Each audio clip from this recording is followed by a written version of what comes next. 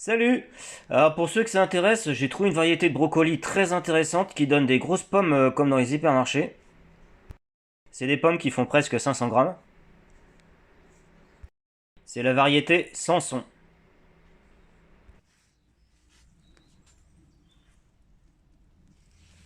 Pour l'instant, bien sûr, ils n'ont pas tous atteint leur taille maximale.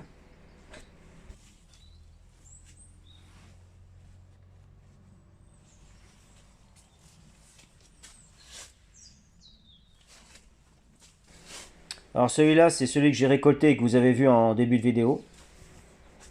C'est celui qui était le plus en avance pour l'instant. Par contre, comme c'est la première fois que je fais cette variété, je ne sais pas si elle fait des rejets lorsqu'on récolte la tête. Faudra voir.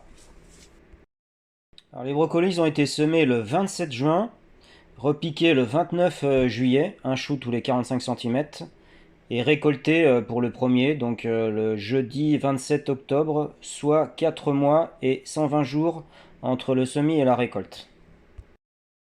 Alors si on compare avec le descriptif du site où j'ai acheté les graines, donc eux ils disaient donc produit en 120 jours. Donc bah là c'est exactement ça, parce que moi je suis aussi à 120 jours pour le premier. Ensuite après ils disaient donc une belle pomme lourde, verte, foncée et de 500 à 800 grammes. Donc bon moi je suis dans la fourchette basse, mais bon c'est peut-être dû aussi aux fortes chaleurs, hein. Comme ça les choux ont besoin de beaucoup d'eau. Peut-être qu'à un moment donné, ils ont peut-être souffert d'un manque d'eau ou de trop de chaleur. Ou alors ils obtiennent ça avec des engrais minéraux synthétiques. Donc moi comme j'utilise uniquement des engrais organiques et du fumier de poule, là, donc peut-être que ça peut jouer, hein, parce que c'est vrai que l'engrais le plus puissant, c'est quand même l'engrais organique, l'engrais minéral, je veux dire. Bon, de toute façon, déjà, presque 500 grammes, c'est déjà bien, hein, parce que si on compare par rapport à ceux qui sont dans les grandes surfaces, franchement, il n'y a presque pas de différence entre les miens et les leurs. Donc, alors, quelques photos pour voir l'évolution. Alors, pour rappel, hein, je fais pas de repiquage dans les godets, entre le semis et le repiquage en pleine terre. Moi, je trouve que ça sert à rien, ça stresse le plant. Donc moi, ce que je fais en fait, c'est que je me contente uniquement de semer donc dans la bouteille, de garder un seul plant et dès qu'il commence un peu à grandir, à mettre du terreau autour pour éviter que la tige se couche. Voilà.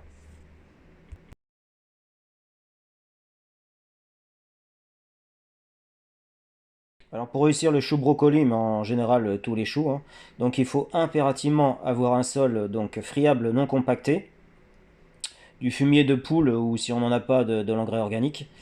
Et sinon, un arrosage régulier. Donc les choux, ils adorent l'eau, hein.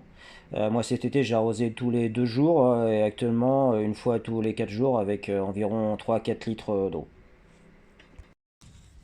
Alors, pour vous donner une idée du type de sol que j'ai là, pour faire pousser les choux brocolis.